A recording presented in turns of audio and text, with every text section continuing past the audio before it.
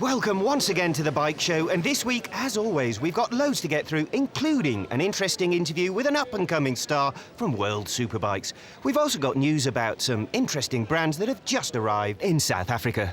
But first, we've had a viewer's question, another viewer's question. We've had at least 3 letters in the last few months.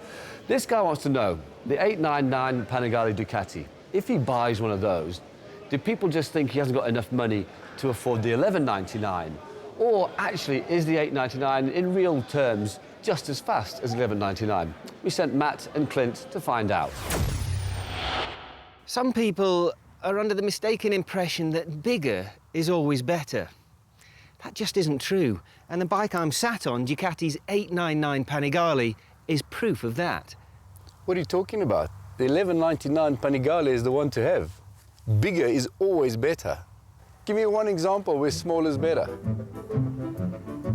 Overdraft. It's better to have a small overdraft. And pimples on your wife's bottom. They're better when they're smaller. Boobs, better when they're bigger. Unless they're man boobs, like mine, and then they're much better when they're smaller. All right then, I see your point of view. It looks like there's no way to solve this argument. Ducati reckon that this, the 899 Panigale, is not only cheaper, but it's a better road bike. The 1199 is a replica superbike. Do you really need that much? Don't say anything, Clinton. Bigger's always better, we get the message. Let's have a ride, and I'm going to try and convince Clinton that a little bit of petiteness occasionally is the way to go. Not that the 899 is genuinely petite next to the 1199, because it actually weighs a couple of kilos more. You can blame cost-cutting for that.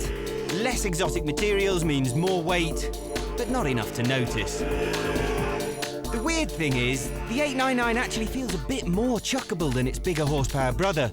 And riding on a cold morning at the twisty Red Star Raceway, I'm glad to be on the model, which is by far the easiest to ride.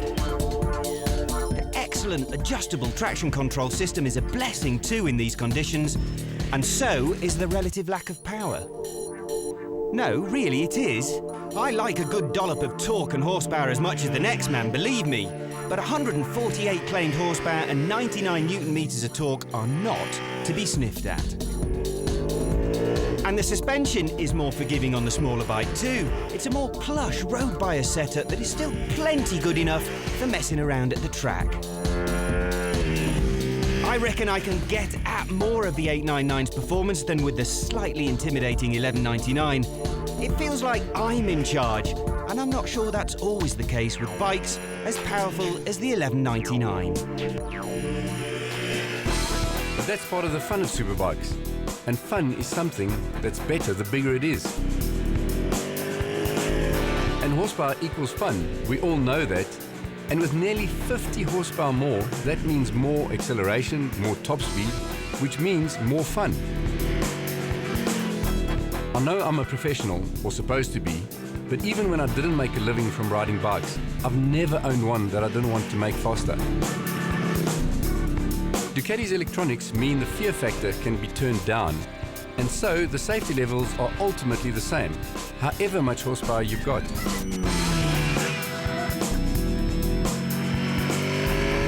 I can sort of see what Matt's saying about the usability, and the 899 is good, really good, and it's still properly fast, but you just can't beat the real thing.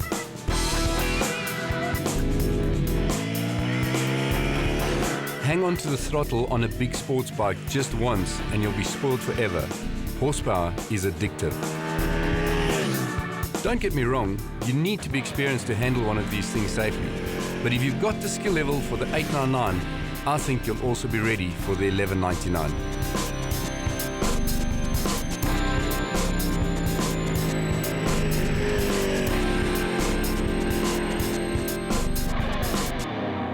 The nice thing, though, whichever you buy, is that from a distance they look almost identical. Only the real Ducati fans will be able to spot the different swing arms. Both have a side-mounted shock and an underslung exhaust. Both have fantastic brakes from Brembo that incorporate a very clever ABS system that can also be turned off. And both have a deceptively high-revving V-twin.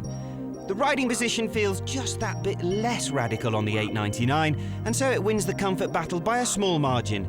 An important consideration if you're getting a sport bike primarily for the road. The 1199's major advantages are hidden by the beautiful fairing. You can't see the extra capacity that generates over 190 claimed horsepower, but you can see some of the more exotic metals used for the engine covers and the like. Turn the 1199 on and you'll notice another advantage. The electronic dash is more comprehensive, as is the color. Small stuff, but important when you're spending big money on a bike like this.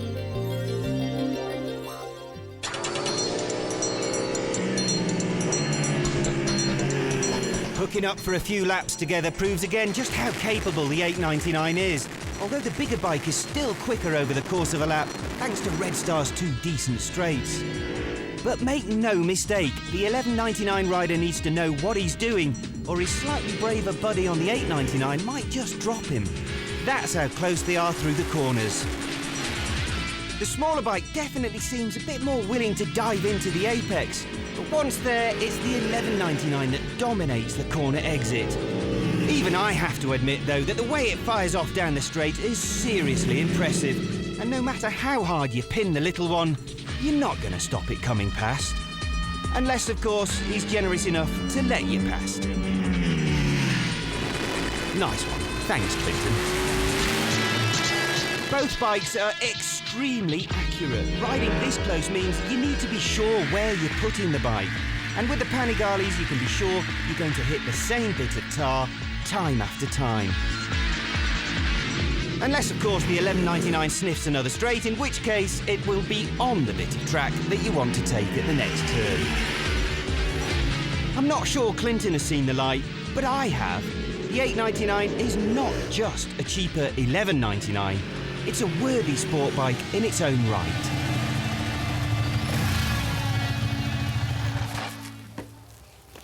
Well, I think that's all the proof you need. I've made my case, and Ducati have made my case for me. Why else would they make a smaller bike? Why else would they tell us that it's better for the road? I'll tell you why, because in the world of motorcycling, bigger isn't always best. Matt, you're so wrong, and this is why.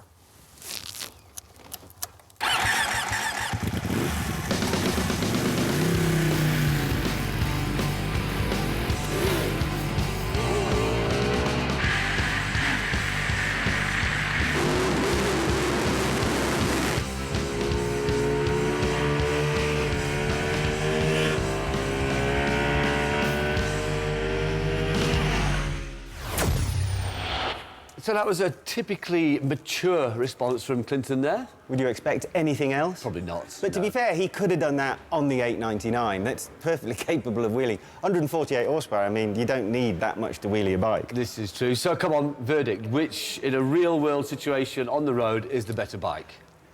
I don't like to agree with the manufacturer as a rule, but I think the 899... the 899 is the better road bike. It's 148 horsepower claimed, which is knocking on 30 or so more than the original 916 made. It's plenty for going fast enough. The hit of the 1199, don't get me wrong, it's seriously impressive, but I'd live with the 899 on the road and save myself a bag full of cash as well. Well, this is true. Now, OK, so we're agreeing that the smaller, in this case, is probably better. What are the rivals in that kind of category then, about the 700, 800cc? Yeah, well, we've got... well, the obvious comparison is another Italian bike. It's MV Agusta's F3 800, which we've ridden and is fantastic. What a rock-hard, even more than the Ducati, rock-hard race bike replica. Very fast, very enjoyable. And, of course, there's the original, which is Suzuki's GSX-R 750. The dinosaur of bikes. Yeah, but it is a dinosaur. It's got no tricks on it, but still good. I mean, I'd like to have put the GSX-R 750 up against the 899, because I tell you what, it's softer and more plush and could probably have given it a run for its money. It's funny how 750, which used to be the capacity, has just completely gone out of fashion now, hasn't everyone's litre class bikes, but they make in 170, 80, 90 horsepower. I don't want to sound old and fuddy-duddy, but you don't need that much to have fun on the road. Well, you are old and fuddy-duddy. Enough of that. After the break, we'll be talking to an up-and-coming star of world superbikes, Chris Idden. So join us then.